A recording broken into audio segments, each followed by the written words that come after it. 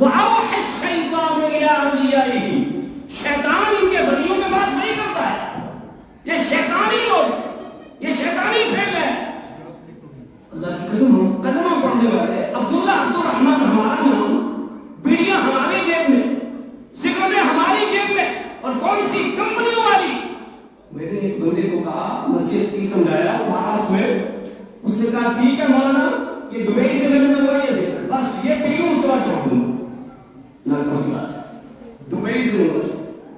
دیکھ رہے ہو زُيِّنَ لِلنَّاسِ أَعْمَالُهُمْ، وہ شیطان مزین کر کے پیش کرتا ہے. کون سی گھٹیا قسم کی دے رہا ہے، بڑی والی بھی، بڑی والی، اچھی والی بھی، ایسی چیز کر. یہ کیا ہے؟ یہ سب شیطانی فعل ہے.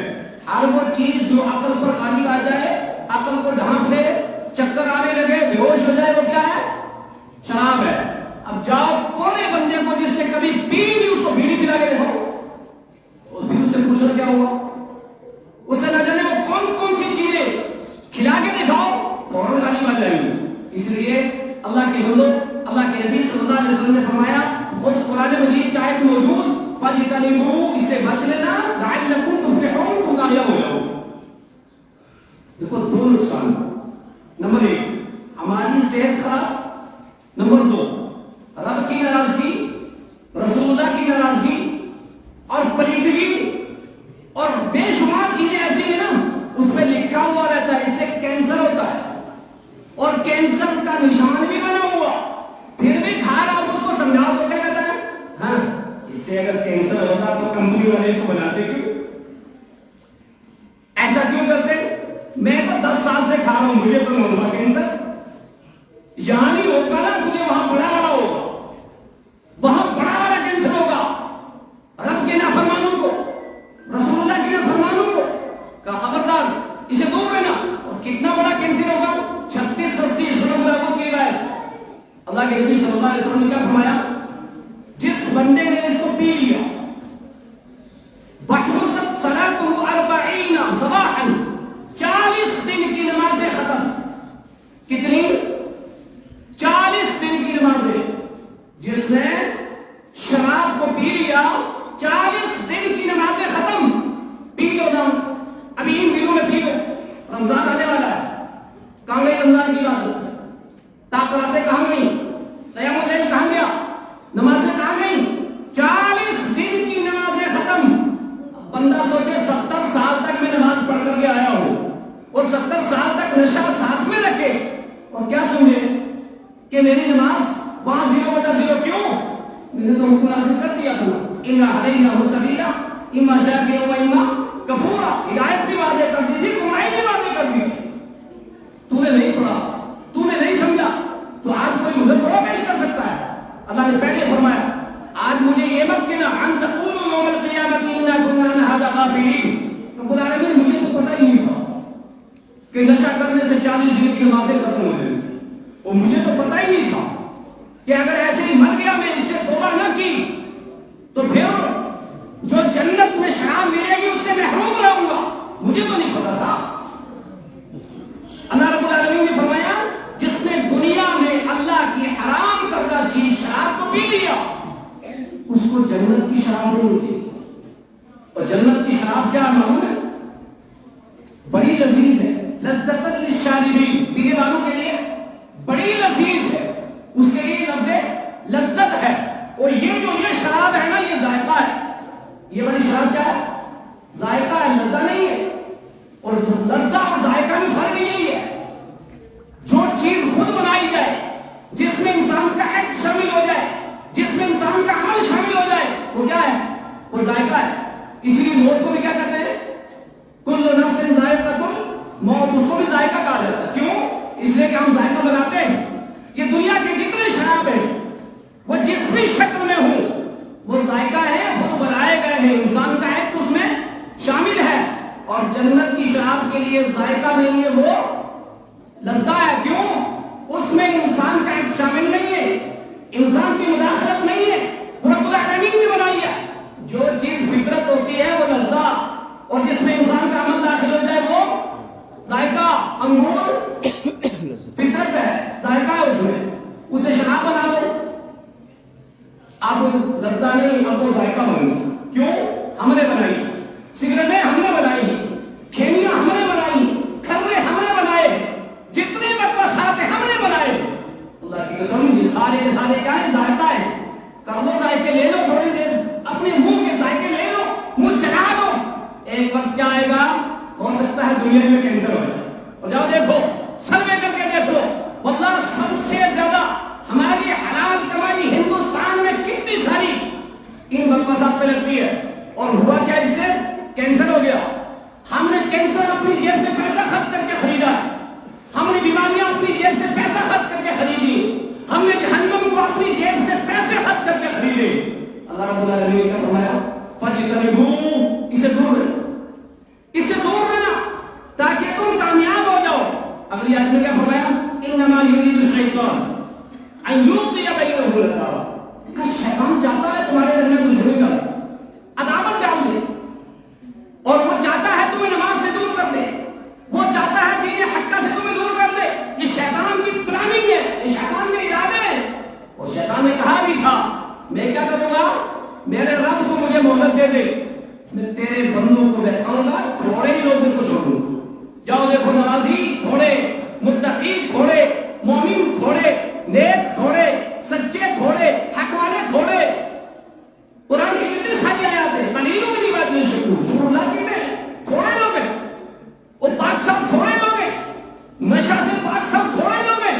بے شمار لوگ کیا سمجھتے ہیں؟ نہیں یہ چیز نشہ نہیں ہے، یہ نہیں، یہ وہ نہیں. ایک بات کہوں میں آپ کو، لہسن کیا ہے؟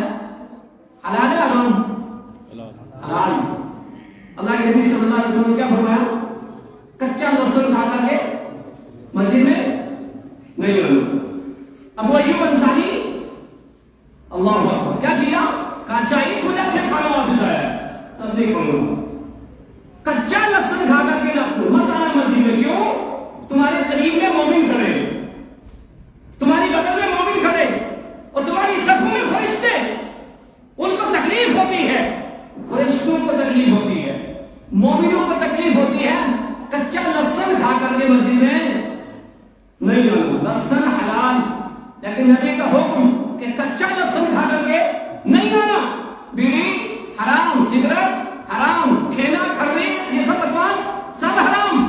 کئی سارے لوگوں کو جاؤ دوسرے شہر میں، الحمدللہ یاد تو بہت کم ہے، لیکن پھر بھی اب یہ وبا آ گئی ہے، اب یہ بیماری آ گئی ہے. کیونکہ بدعت کا کوئی طریقہ، غلط چیزوں کا کوئی طریقہ نہیں ہوتا، وہ ہر جگہ الگ الگ ہوتی ہے. سنت ایک ہوتی ہے، پوری دنیا میں ایک ہے، کیونکہ وہ ایک ہی طریقہ ہوتا ہے. اور یہ چیزیں الگ الگ ہر جگہ کی الگ ہوتی ہے. کیا کرتے ہیں لوگ؟ نماز پڑھتے ہوئے آ رہا ہے، راستے میں چھٹا لگا رہا ہے جلدی جلدی کہ میں اس سگریٹ کو پھینکوں گا اور نماز کے لیے مسجد میں جاؤں گا. اب اس کو مسجد کے گیٹ پہ کھڑا ہو کر کے پیا اور پی کر کے پھینکا، اب آیا مسجد میں. کہاں جا رہا ہے؟ سوچو سے کہاں جا رہا ہے؟ نماز پڑھنے. کیا کھا کے جا رہا ہے؟ جب کہ اسی شراب کے تعلق سے 3 آیات قرآن مجید کی. پہلی کیا؟ دیکھو جو چیز بکثرت ہو جائے، جس میں لوگ ملوث ہو جائے، بتدریج شریعت نے اس کو حرام قرار دیا. پہلے کیا کہا؟ یسألونک عن الخمر، لوگ شراب کے بارے میں پوچھتے ہیں، کہتے ہیں اس میں فائدہ کم ہے اور نقصان زیادہ ہے. حضرت عمر بن خطاب اللہ اکبر جو چاہتے تھے کہ ہمارے مال بھی ضائع ہوتے ہیں، عقل بھی ضائع ہوتی ہے، پریشان ہوتے ہیں. اللہ کے نبی بلا کے سنایا کہ یہ مانا ہے. کہا نہیں، اب بھی وہ بات نہیں. پھر دوسری آیت اتری، لا تقربوا الصلاۃ وانتم سکارى، نماز کے قریب نہ جاؤ. کچھ لوگ ایسا کرتے ہیں، آدھی آیت آدھی حدیث پڑھ کے اپنے محمد شامل کرتے ہیں. اب دیکھو یا ایھا الذین آمنوا لا تقربوا الصلاۃ، قرآن میں ایمان والو نماز کے قریب بھی نہ جانا. کیا مطلب؟ اسے نماز پڑھنا. لوگوں نے ثابت کیا الم تر یا ایھا الذین آمنوا کفوا ایدیکم واقیموا الصلاۃ، الم تر یا الذین قیل لهم کفوا ایدیکم واقیموا الصلاۃ، ہاتھوں کو روکے رکھو نماز پڑھو. دیکھو بات کہاں کی نہیں واضح کرنی، بات تھی مکہ میں ہاتھوں کو روکے رکھو. اور آگے پوری آیت پڑھیں گے پتہ چلے گا. اچھا جب جہاد فرض ہو گیا تو کچھ لوگوں نے یہ کہا، بات وہ تھی، لیکن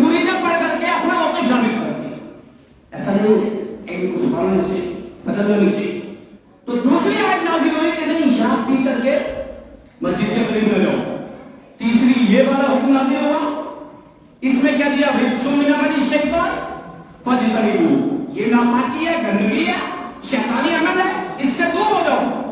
اس کے بعد تو کہہ سکتا ہے کہ کسی صحابی نے کہا یہ دبئی کسی منگوات فرمائی ہوئی ہے، شراب اس کو پی لو پھر پھینک دوں گا۔ وہ حدیثیں موجود ہیں، جن کے گھروں میں مٹکے تھے وہ پھینک دیے، جن کے ہاتھ میں گلاس تھا وہ پھینک دیا، جن کے منہ میں اعلان سنتے گھونٹ تھے اس کو تھوک دیا۔ کیوں؟ ان کے لیے رسول اکرم صلی اللہ علیہ وسلم کا حکم بڑا پیارا تھا۔ اللہ کے بندو، آج ہمارے مال بھی جا رہا ہے، ہماری نسلیں بھی برباد ہو رہی ہے، ہماری طاقتیں بھی برباد ہو رہی ہیں، ہماری نوجوان نسل برباد ہو رہی ہے۔ ضرورت اس بات کی ہے، خاص طور سے آج کے اس دور کے اندر ہماری وہ نسلیں جو آنے والی پود ہے، اس کو اگر سنبھالنا ہے اور اس خباثت کو دور کرنا ہے، ایک ہی علاج ہے، ہر باپ اپنے بچے کو نظر رکھے، ہر باپ اپنے بچے کی تربیت کرے، ہر ماں اپنے بچے کی تربیت کرے، ہر استاد اپنے بچوں کی تربیت کرے۔ ہر معاشرے کے اندر اگر ہم اپنی تربیت صحیح کریں گے اور ہم اپنے بچوں کو بتائیں گے یہ وہ چیز ہے جو جہنم کے قریب کرنے والی ہے، یہ وہ چیز ہے جو نماز کا نقصان کرانے والی ہے، یہ وہ چیز ہے جس سے تمہاری جان بھی نقصان میں جا سکتی ہے، لہٰذا تم اس کو چھوڑ دو، تب جا کر کے اس سے چھوڑے گا۔ ورنہ لوگ یوں ہی کہتے رہیں گے، اور آج لوگ برائی کر رہے ہیں، کوئی ساتھ سے چل رہا ہے اس کو روک دے گا، کیوں؟ اگر میں نے اس کو روک دیا تو ابھی بےزتی کیوں دے گا؟ معاشرہ ایسا ہے، پہلا یہ تھا کہ محلے کے بچے بزرگ سے ڈرتے تھے کہ خدا سے آ گئے، نماز کے لیے بھاگ جاتے تھے، آج ڈرتے ہیں لوگ کہ ایسا کریں گے تو کیا ہوگا، اس لیے لوگوں نے کہنا بھی چھوڑ دیا۔ اللہ کی قسم ہمارا فرض بنتا ہے، ہمارے مدارس کا مقصد یہ 3 روزہ انجمن جو آپ نے سنی، اس کا مقصد ہی یہی ہے، جو سچا دین رسول اللہ نے دیا تھا، جس چیز کے کرنے کا حکم دیا تھا اس کو کرنا ہے اور اس کو لوگوں کے سامنے عام کرنا ہے۔ جس چیز سے رسول اللہ نے روکا تھا، جس چیز کو خبیث کہا ہے، اس سے خود بھی بچنا ہے اور دوسروں کو بھی بچانا ہے۔ کیوں؟ لما يعلمون انه من كراهية لذلك، وہ جانتے تھے اللہ کے نبی اس کو ناپسند کرتے، تو نبی کی ناپسند کو پسند کرنا یہ رسول اللہ سے نفرت ہے، یہ محبت نہیں ہے۔ نبی کی ناپسند کو ناپسند کرنا یہ ہے محبت رسول، یہ ہے اطاعت رسول، اور یہ ہے سچی زندگی۔ لہذا یہ ساری چیزیں رب کی بھی ناپسندیدہ ہے، رسول اللہ کی بھی ناپسندیدہ ہے، اور ہمارا خود ہمارا نفس بھی ہمیں کہتا ہے کہ تیرے جان کے لیے بھی ناپسند ہے۔ اللہ رب العالمین ہمیں رب کی اور رسول اللہ کی پسند کو پسند کرنے کی توفیق عطا فرمائے اور ناپسند کو ناپسند کرنے کی توفیق عطا فرمائے۔ رب العالمین دنیا میں جہاں کہیں مسلمان اس برائی کے اندر ملوث ہیں، یا اللہ کو ان کو دین کی سمجھ